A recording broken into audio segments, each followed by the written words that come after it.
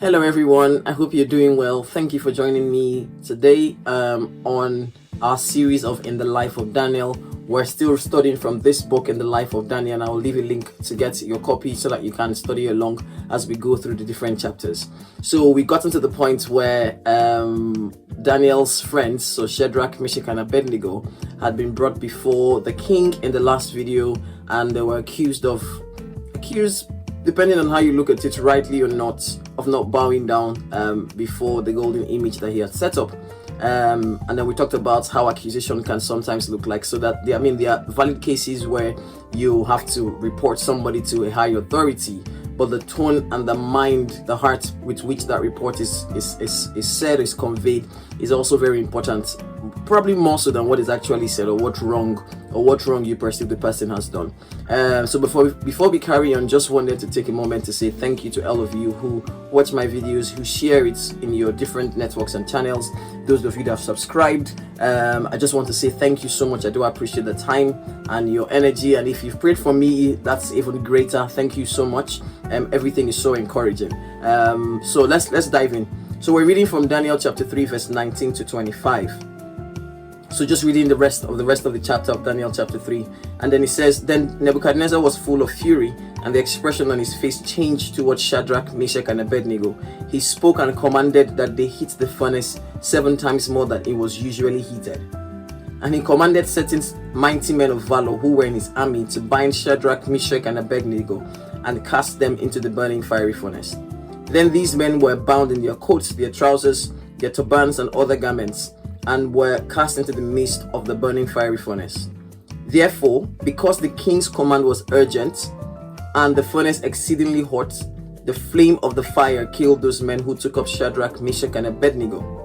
And these 3 men, Shadrach, Meshach, and Abednego, fell down bound into the midst of the burning fiery furnace. Then King Nebuchadnezzar was astonished, and he rose in haste and spoke again to his counselors. Did we not cast 3 men bound into the midst of the fire? They answered and said to the king, True, O king.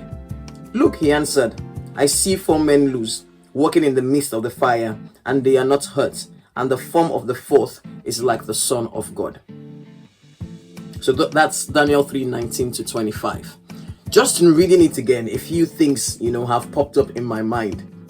So just the fact that they cast 3 men into the fire, and he was seeing a 4th person, and he didn't think to say, was it one of his mighty men of valor that he sent to carry Shadrach, Meshach, and Abednego, the 3 men, into the fire, that is somehow now part of them has come under that grace.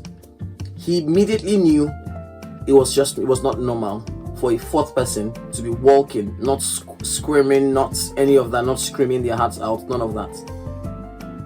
A 4th person identified, he said, it looks like the Son of God. So let's read a few of the things that I've written here. I said, imagine what it would take to heat up an already hot furnace to be 7 times hotter than it was.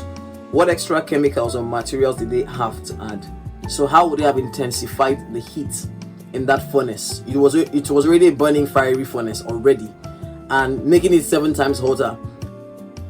If a normal person was still going to die, irrespective of whether it was the original heat, the temperature of, let's say, 100 degrees centigrade, or it was now 700 degrees centigrade, that person was going to die. Maybe the speed of death might have been different, but it was still a dangerous place, not any place anybody wanted to be in.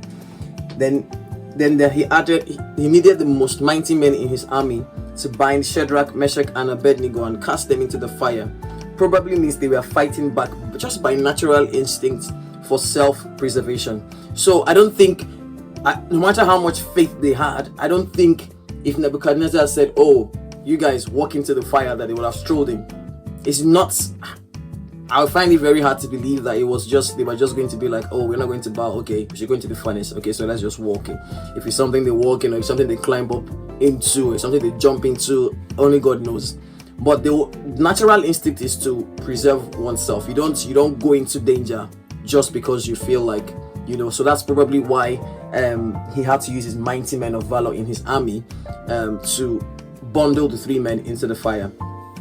The urgency of the king's command, coupled with the exceedingly hot furnace, slew these mighty men. It reminds me of the power of anger to destroy those around it, not just the ones it is directed towards. He had withdrawn favor from these three Hebrew men, forgetting that they were the ones who, together with Daniel, had helped in his dream conundrum. So we know that earlier on in Daniel chapter 2, he had the dream that he could not interpret, and it was these three guys that interceded with Daniel to get the dream and to get its interpretation.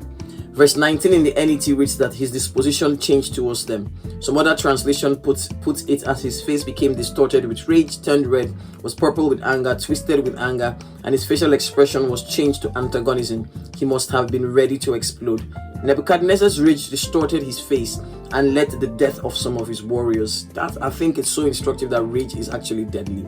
Rage has a physical effect on the human body. So imagine when the Bible says his face was distorted with rage. I can't imagine the sight of what he would have looked like at that point. That these Hebrew guys have the guts to defy what I'm asking them to do, and they think that there's a God somewhere that will deliver them out of my hands. But his expression, it was not just angry. The Bible says his face was distorted, it was contorted with rage. It would have been a sight, to behold. So anybody at that point, any question is asking anybody at that point, that person just better answer the thing he wants to hear. You can't answer anything different, or that person was going to, get a dose of that rage. Isn't it interesting that the men who had accused the Jews weren't the ones who threw them into the fire directly? They were spared from that destruction, and those that carried out the assigned judgment resulting from the accusation got destroyed in their stead. The king who commanded their death was also spared. If only they had followed Jesus' style, that those without sin should cast the first stone. Here, those who had never done nor said anything against the king should have been the ones to tie up all three accused into the fire. I believe this is quite instructive, especially in the workplace where accusations, false or misconstrued, are more likely to be thrown around. With wisdom from the experience of the king's mighty men, refuse to contribute in any form, in any way, to the demise of your colleagues, or to be the one who carries them out to be hanged dry. Choose not to get your hands dirty, or you may be the one who loses out significantly in the end. So there might be someone that validly, as in obviously, is probably not pulling their weight in your team, in your company, and it has been escalated to a line manager, to a director, to a head of a unit. But just be careful. Avoid getting involved in anything that would lead to the demise of somebody, especially if you do not have the full story. If all the necessary interventions have not been put in place here to, let's say, help this person, or they're having a hard time in their personal life and you don't know anything about, just stay away from anything that leads, that would lead to the ultimate destruction of people that you work with. Just avoid it as best as you can. Don't get involved. Just say, okay, I'm tapping out of this, So carrying on, the three Hebrew men fell down, bound into the midst of the furnace. A while later, the king saw 4 men loose, walking in the same fiery furnace that had killed his mighty warriors. That's powerful. This same fire, this same furnace, just the smoke and the flames of it from the outside killed his mighty men of valor. These were probably top people ranked in the army, were killed by the flames, whereas Shadrach, Meshach, and Abednego were in this furnace and they were alive. Those around him did not confirm if they also saw 4 men walking in the fire.